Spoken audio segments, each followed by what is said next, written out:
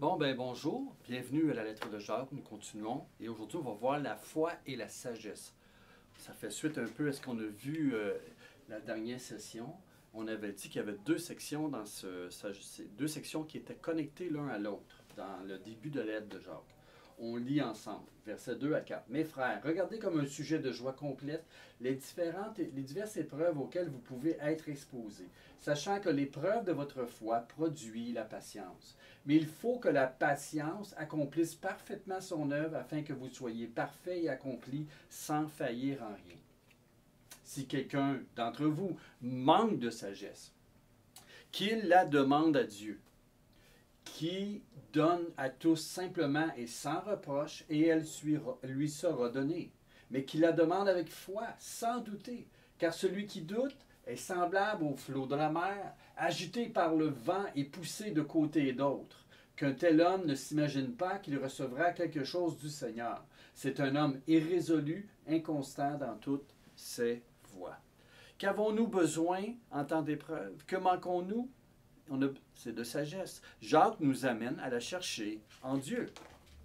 Regardons ensemble un peu plus davantage le manque de sagesse. Si, et on a vu dans les premiers passages, versets 2 à 4, que si on répond bien à nos épreuves, on va finalement manquer de rien. On va atteindre une plus grande maturité dans notre vie. Hein? Et pour bien répondre, qu'avons-nous besoin? De sagesse. Si quelqu'un manque de sagesse, cette personne devrait la demander à Dieu qui donne généreusement et pas à contre-cœur. Il s'agit de la deuxième section, si vous voulez, sur les épreuves. Et il se concentre sur la prière et la sagesse. Il présente maintenant un nouveau concept, Jacques, et c'est le concept de la sagesse à l'intérieur de nos vies. Jacques est souvent appelé le livre de la sagesse dans le Nouveau Testament. Parfois, on l'appelle les proverbes du Nouveau Testament parce que Jacques fait écho à tant de proverbes des sages qu'on retrouve dans l'Ancien Testament. Regardons ensemble, on va continuer un peu notre étude. Si quelqu'un d'entre vous manque de sagesse, qu'il la demande à Dieu. La recherche de la sagesse.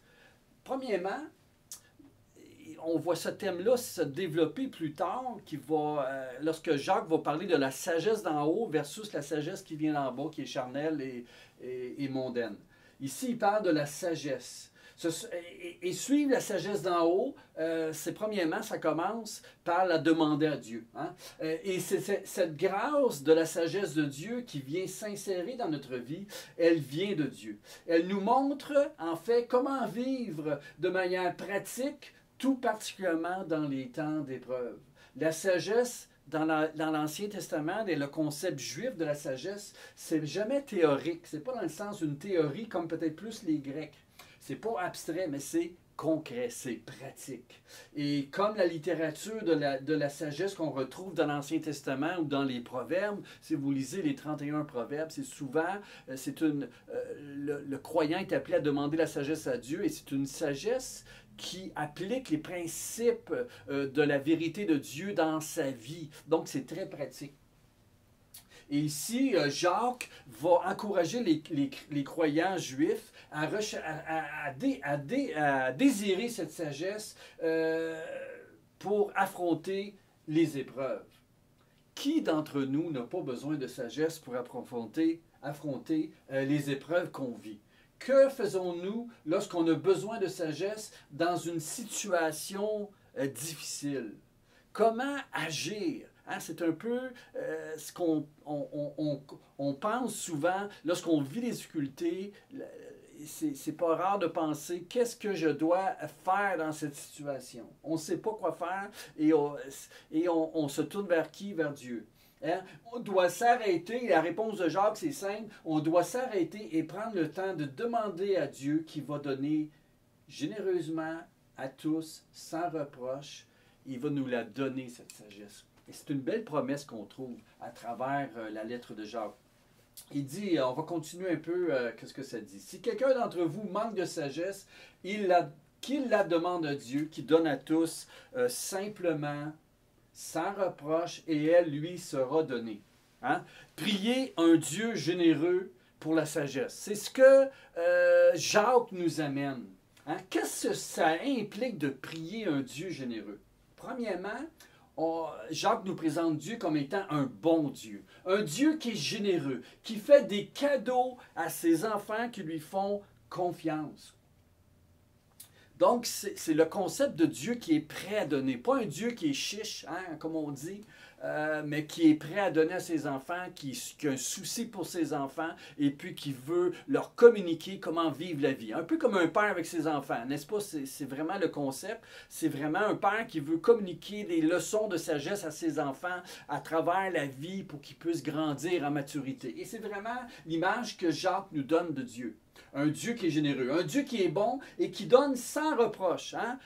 Quelquefois, l'idée ici d'être sans reproche, c'est l'idée d'avoir cette liberté que je peux demander, je peux poser des questions. Hein? Quand on est dans une classe, des fois, on a peur devant un professeur hein, de se faire abouer, que notre question qu'on a, et qu'elle peut peut-être paraître niaiseuse ou stupide, ou on a peur de recevoir un reproche, fait que souvent, on se ferme, puis on manque l'occasion de pouvoir grandir, de pouvoir apprendre des choses. Mais c'est un peu la même chose ici. Jacques nous amène l'idée que Dieu ne t'amènera pas un reproche parce que tu lui avoues, tu lui admets que tu manques de sagesse et que tu en as besoin. Dieu va te recevoir. C'est un bon Dieu, un Dieu qui ne te fera pas des reproches. Et le troisième élément, c'est que c'est un Dieu bon, qui est généreux et qui aime donner la sagesse justement dans des situations difficiles pour comment faire face aux épreuves. C'est une sagesse qui est pratique. Hein? Dans l'épreuve, on a besoin de sagesse et de caractère. Hein? Si on veut développer un caractère, on a besoin de savoir comment réagir. Hein? Ça ressemble très au... il y a un lien à faire avec le fruit de l'esprit dont l'apôtre Paul nous parle dans Galates chapitre 5, verset 22. Le fruit du travail de Dieu, le fruit du travail de l'esprit dans nos vies produit la paix, produit la maîtrise de soi, produit des bons fruits dans notre vie. Et c'est un peu le même aspect que Jacques parle ici. Et vous savez, il n'y a rien de pire quand on fait face à des épreuves que d'agir de façon insensée. Hein? Et souvent, ce qui arrive, c'est qu'on va voir d'autres exemples à travers la lettre. Dans une situation donnée, notre réaction première, ça serait la colère, et d'exploser en colère, et quand ça finit, ça fait de la destruction. Alors que de se contenir avec l'aide de la sagesse de Dieu, de prendre le temps de s'arrêter, demander l'aide de Dieu pour se contenir, se maîtriser et de réagir avec sagesse dans les situations, ça va être beaucoup plus constructif dans notre vie. Et ici, c'est un peu ce que Jacques est en train d'amener. On s'approche de Dieu comme d'un papa qui est sensible à notre situation. Il connaît nos faiblesses, il est prêt à nous aider et c'est ce que Jacques nous dit ici. On va continuer. Mais qu'il la demande avec foi sans douter, car celui qui doute est semblable au flot de la mer, agité par le vent et poussé de côté et d'autre. Qu'un tel homme ne s'imagine pas qu'il recevra quelque chose du Seigneur. C'est un homme irrésolu, inconstant dans toutes ses voies. J'ai souligné ici un homme irrésolu en lien avec celui qui doute. Qu'est-ce qu'on veut dire par là? Qu'est-ce que Jacques veut dire? La première chose qu'il faut comprendre, il y a deux aspects de voir le doute que Jacques parle ici. Il y a l'aspect que je pourrais dire de demander avec Dieu, pas dans l'incrédulité. Hein?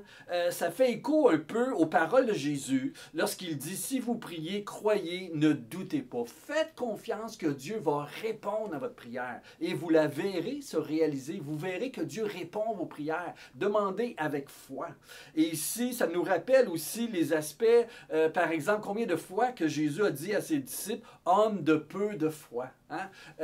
Et on peut faire le lien ici des doutes que Jacques parle, de faire grandir notre foi au point qu'on fait confiance à Dieu comme un enfant, qu'on croit sans douter, sans mettre en doute la capacité de Dieu de répondre à notre besoin. C'est dans ce sens-là de douter.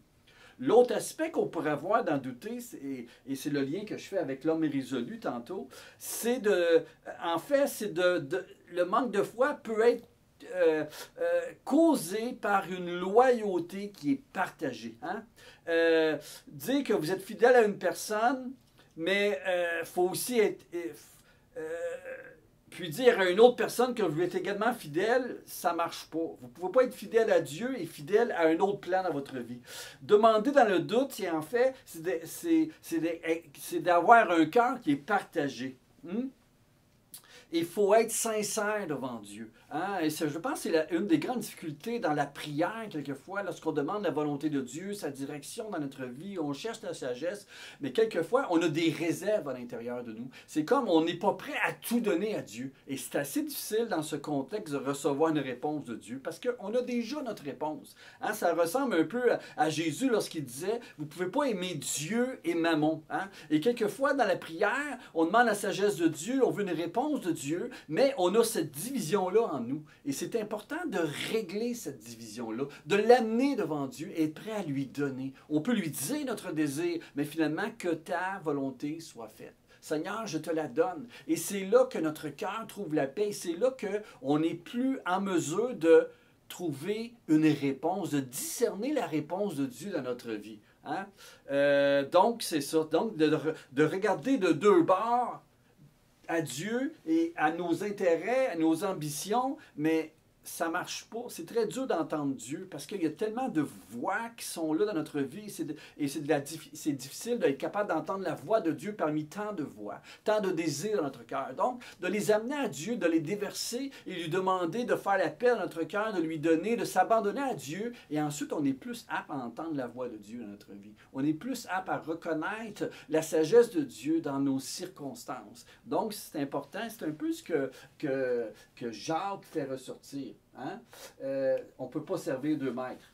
Si quelqu'un d'entre vous, et le prochain, Jacques va poursuivre, qu'un tel homme ne s'imagine pas qu'il recevra quelque chose du Seigneur, c'est un homme irrésolu, inconstant dans toutes ses voies. Voyez-vous, inconstant, irrésolu. L'idée de doute vient vraiment en lien avec une personne qui est irrésolue, qui est inconstant.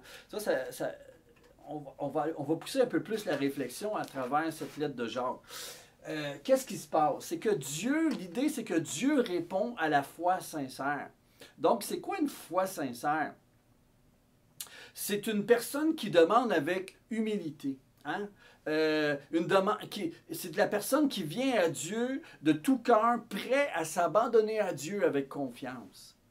C'est ça une foi sincère. S'abandonner à Dieu avec confiance. Ça commence souvent là.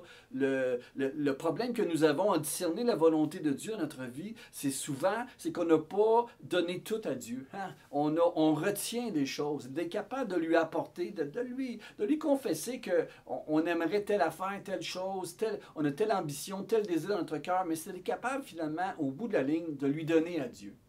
Et un peu comme Jésus, non pas ma volonté, mais ta volonté. Hein? Pensez à Gethsémani lorsque Jésus vient et dit à son Père qu'il préférerait passer à côté de la mort de la croix, mais il dit, non pas ma volonté, mais ta volonté. Et là, Dieu le fortifie dans sa foi. Et là, il sait qu'est-ce que Dieu lui demande. Il continue jusqu'au chemin de la croix. Et c'est un peu la même expérience que nous vivons en tant que chrétiens. Hein?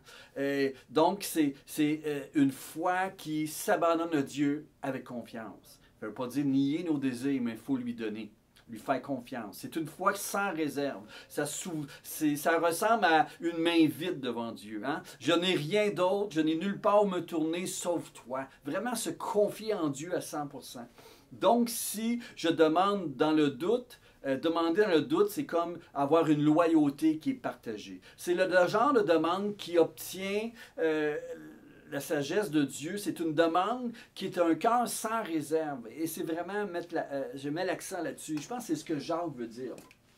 On va continuer. Une foi sincère et sans arrière-pensée. Vous ne pouvez pas avoir une double allégeance, hein, comme on a vu. Vous ne pouvez pas être divisé à l'intérieur.